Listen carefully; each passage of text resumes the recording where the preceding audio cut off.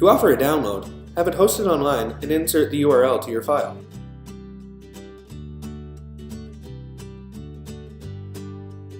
You can also create call buttons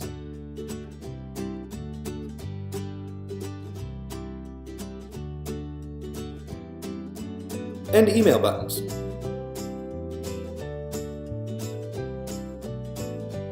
You can set the target address and predefine the subject and body.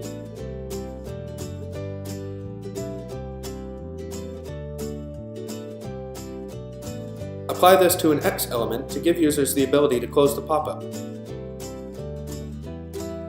You can also stack multiple actions on one element.